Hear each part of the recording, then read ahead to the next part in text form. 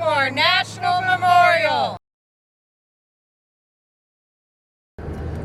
Entering Mount Rushmore National Memorial.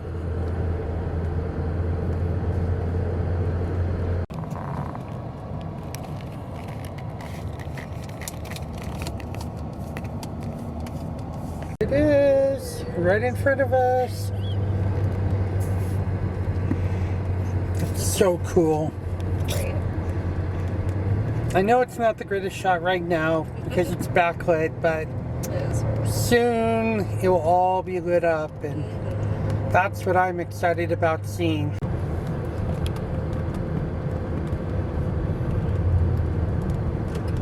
Center line.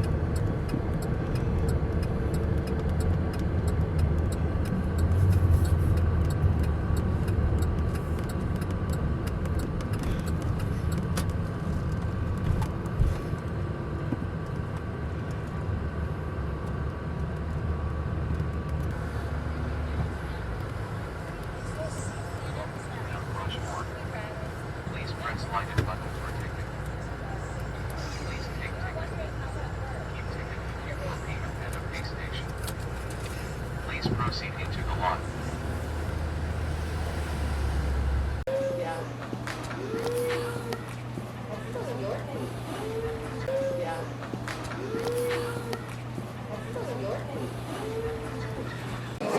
Ladies and gentlemen, welcome to Mount Rushmore National Memorial. Just a few last announcements before the 9 o'clock program.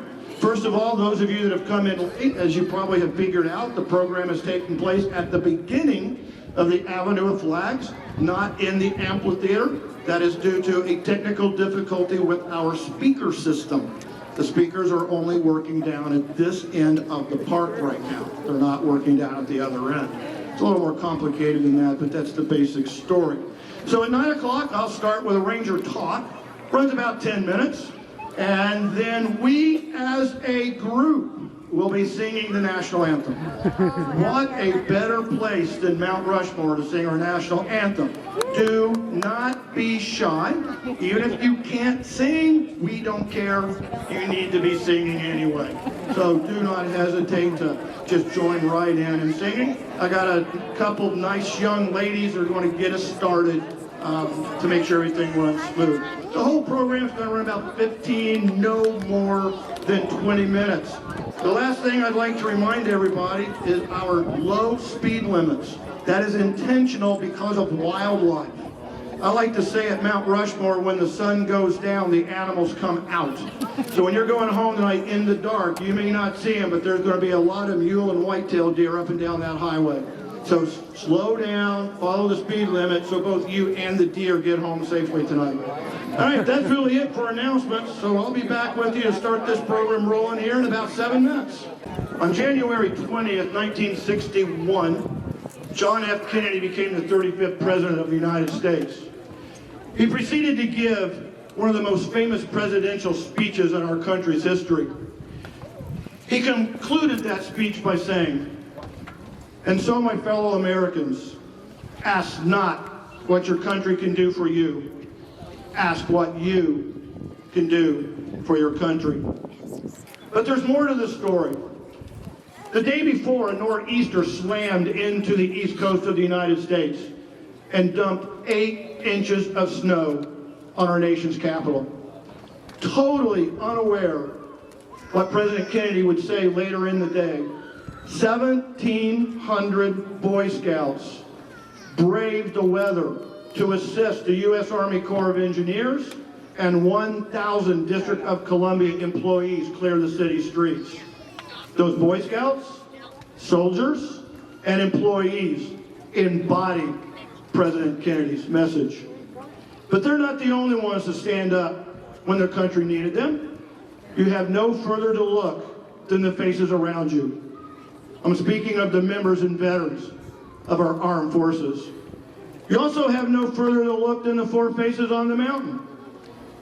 In 1775, 500 farmers, merchants, and craftsmen fired a shot heard around the world when they challenged the most respected army in the world, the British Army.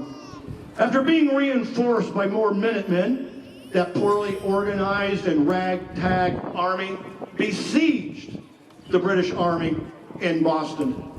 Our Continental Congress asked George Washington to step up and take command of that army. Washington wrote his wife Martha he did not feel up to the task and had not sought the post, but felt, quote, "It was utterly out of my power to refuse," unquote. Through the terrible defeats at the Battle of Long Island and the Battle of Brandywine, through the miserable winters of Valley Forge and Morristown, George Washington, by sheer force of will, kept that army together. He kept that army together for 8 years until the British realized this was a fight they could not win. When the war was over, many came to George Washington and said, "Our young country's not ready for independence, let alone democracy. You need to crown yourself king." George Washington refused. He resigned his military commission and he returned to his beloved Mount Vernon. But our country wasn't through with George Washington. We needed him. We needed him to preside over the convention that wrote our Constitution. And then he returned to his beloved Mount Vernon. And again his country called upon him to be our first president. And then he returned to his beloved Mount Vernon. Henry Whitehorse Lee may have described Washington best when he wrote, "First in war, first in peace, first in the hearts of his countrymen." In 1803, Thomas Jefferson sent James Monroe to France, wanted him to buy New Orleans. But instead, the French government offered us the entire Louisiana territory, more than 800,000 square miles, stretched from New Orleans all the way to the Rockies and beyond, all for only $15 million. But Thomas Jefferson questioned its constitutionality. Thomas Jefferson always believed in a strict interpretation of the Constitution. In 1803, he wrote, "The general government has no powers but such as the Constitution gives it." Article 4 of our Constitution does allow for the addition of new states, but says nothing about acquiring lands from foreign countries. In order for the Louisiana Purchase to be completed, Thomas Jefferson had to compromise one of his most sacredly held beliefs. Later, he called the Louisiana Purchase a great achievement. Thomas Jefferson doubled the size of our country, showed us how to acquire new lands without resorting to violence and conflict. In 1810, Jefferson wrote, "It is incumbent on those who accept great charges to risk themselves on great occasions." Less than 60 years later, our country would face its biggest challenge. Only 44 days after Abraham Lincoln was elected president, South Carolina withdrew from the Union. 4 days later, Abraham Lincoln wrote a friend, and in that letter he wrote, "I fully appreciate the present peril the country is in and the weight of responsibility on me." Through the terrible defeats at Bull Run, Wilson's Creek, Chickamauga, and other battles, through the bloody stalemates of Shiloh, Stones River, Wilderness, through the costly victories of Antietam and Gettysburg, Lincoln stood firm. During the darkest hours of the American Civil War, Abraham Lincoln had the moral courage to begin the process of freeing our country's slaves. In 1865, when it was obvious that the North would win the American Civil War, he said at his second inaugural address, quote, "With malice towards none, with charity for all, with the firmness in the right as God gives us to see the right, let us strive on to finish the work we are in, to bind up the nation's wounds." After the American Civil War, the Industrial Revolution totally changed the American culture, completely changed the ethnic composition of our cities, completely redistributed our nation's wealth, even changed the landscape itself. This new America was dominated by robber barons and their trusts. Our political system was controlled by political bosses and their political machines. The poor, the middle class, the working class, the underprivileged had little to no power in this new America. But the working class was getting organized. Unions. Reform movements were sweeping the nation. These unions and reform movements were on a collision course with the bosses. Strikes, violence broke out throughout the country. Many, including Theodore Roosevelt, felt our country was headed for another civil war. Theodore Roosevelt felt it was his moral obligation to help our country avoid such a conflict. In 1903, he wrote, "All I want is a square deal for every man." When Theodore Roosevelt was governor of New York, he abolished child labor. He limited hours for women workers. He reformed the state civil service system. He increased teacher salaries. He created new parks and forest preserves. As President of the United States, his foreign policy included the Great White Fleet, the Panama Canal, and winning the Nobel Peace Prize for ending the Russo-Japanese War. His domestic policy doubled the size of your national park system, added millions of acres to your national forest system. Theodore Roosevelt's impact to the presidency was so great, many historians today consider him our first modern president. In 1913, Roosevelt wrote, "I acted for the public, for the common well-being of all our people, whenever and in whatever manner was necessary, unless prevented by the Constitution." Washington, Jefferson, Lincoln, Roosevelt. When their country needed them, they were there. So in conclusion, as President Kennedy said, and so my fellow Americans, ask not what your country can do for you. Ask what you can do for your country, my fellow citizens of the world.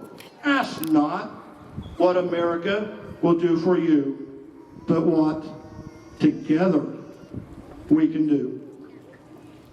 I now invite you to sing along with our national anthem.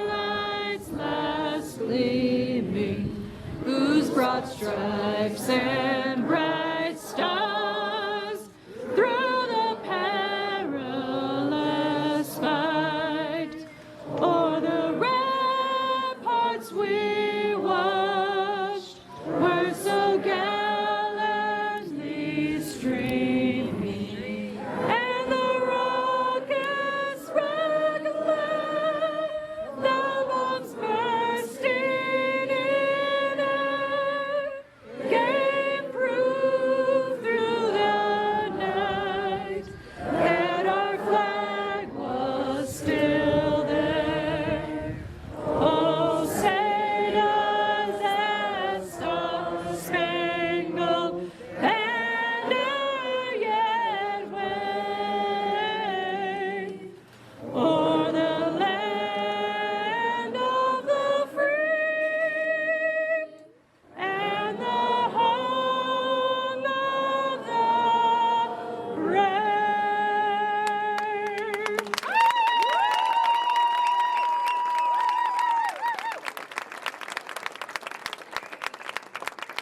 Ladies and gentlemen, I would now like to invite all members of our active Army and Armed Forces, along with any veterans that are with us, to please join us behind the U.S. flag in the open area between the flag and the ropes. Please step forward.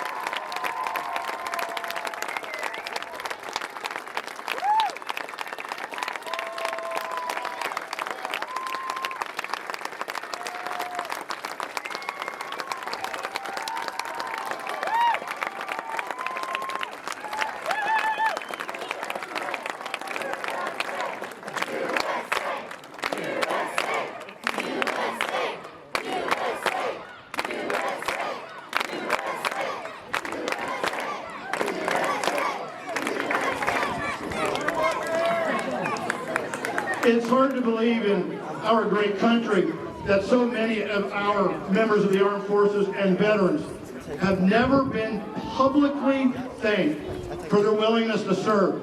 This might be their only opportunity. How about one more time we let them know how we feel about their willingness to serve.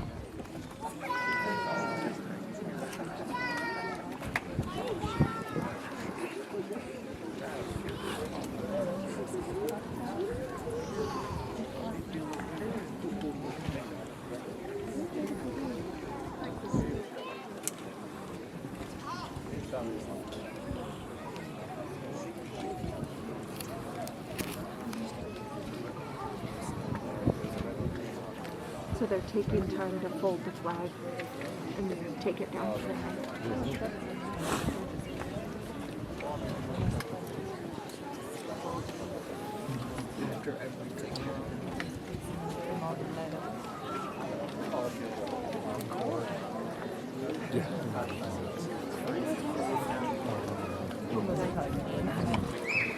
Oh, 15.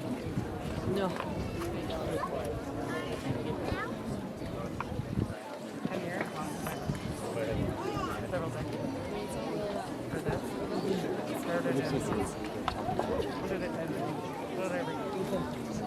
Nothing.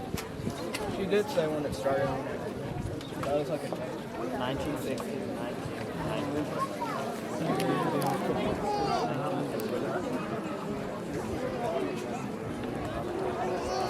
That was like 19.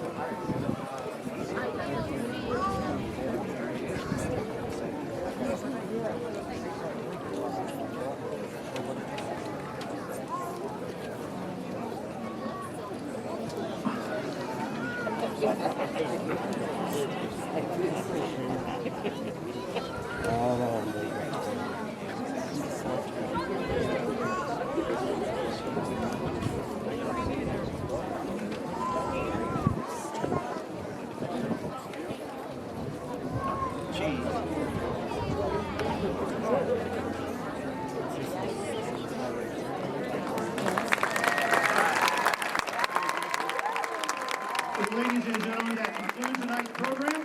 I hope you had a wonderful time. Drive safely.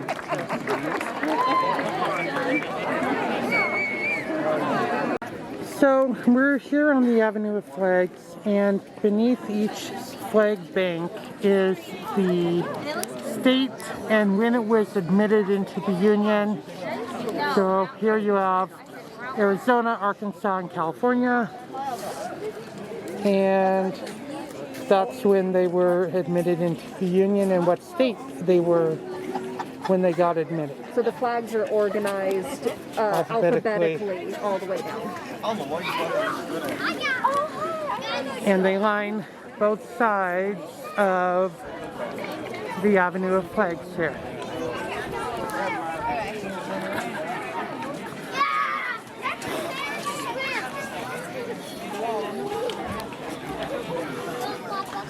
So, like Idaho is over here, they were the 43rd state admitted in 1890.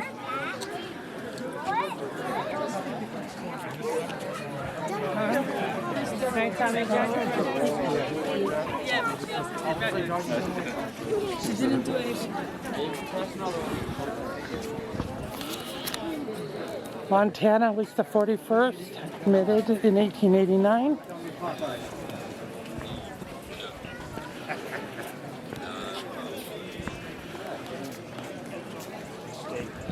Oregon was the 33rd, admitted in 1859. I found South Dakota.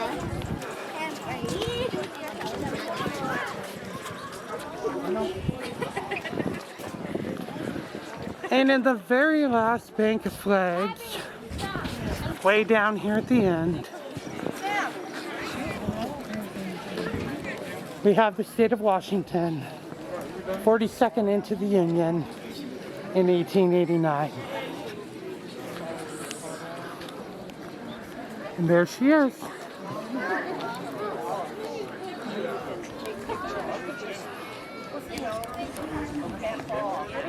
And there is Mount Rushmore.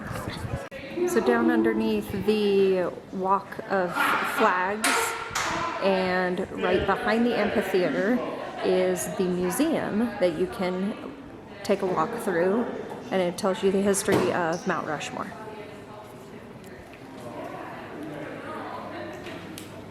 All right. Wow. Thank you. It's on the train net, so you gotta hit a golden spot.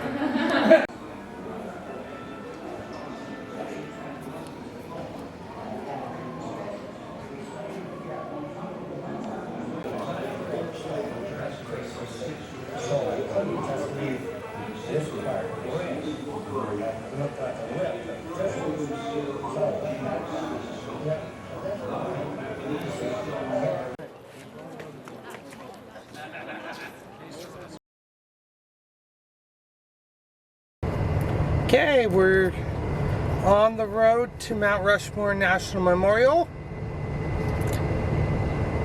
Such a beautiful little drive up to the memorial here. And they do call this Gutzenborg Memorial Highway after the creator of Mount Rushmore.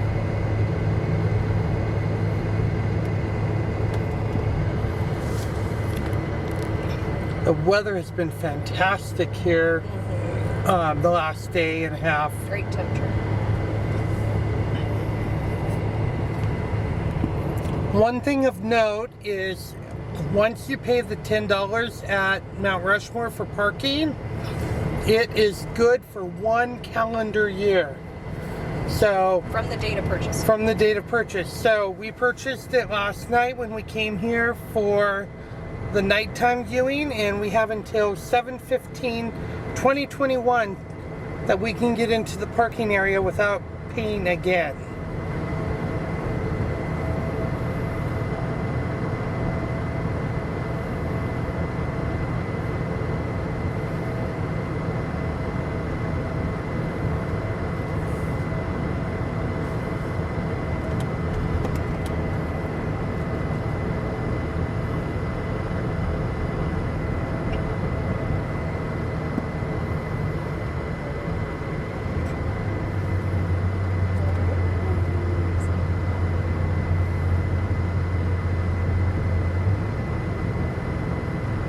There we are. Once again, so beautiful to see it in the daylight.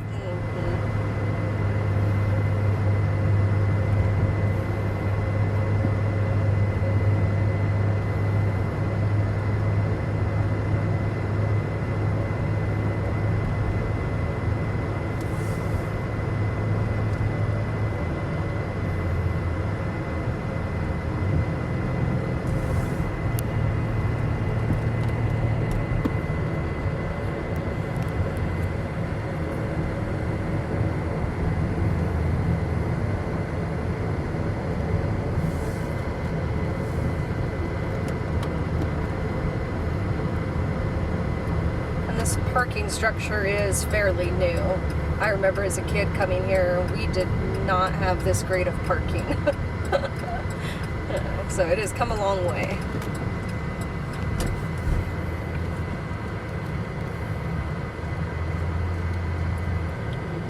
They only have one lane open right now because it's 8:16 in the morning. So their parking, their payment system is down this morning, so We would have gotten it for we would have got in for free anyways. Mount Rushmore National Memorial.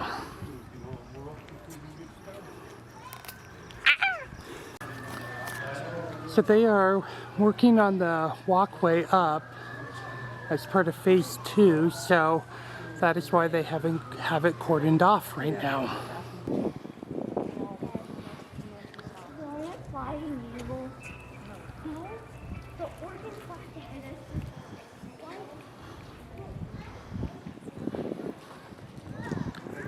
We made it! Again. I love it. It's my fave.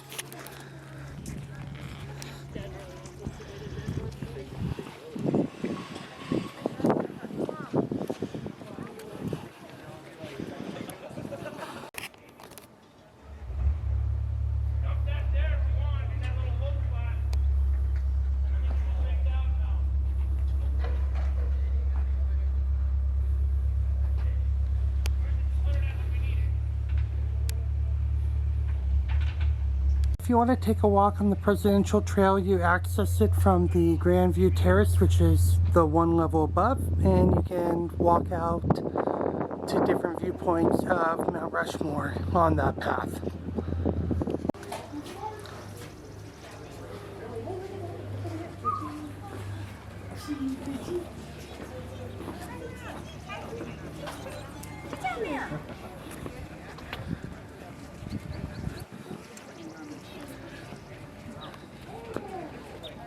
Grand Terrace, and if you go out over here, you can take the Presidential Trail, which leads you out to different viewpoints. Find your park.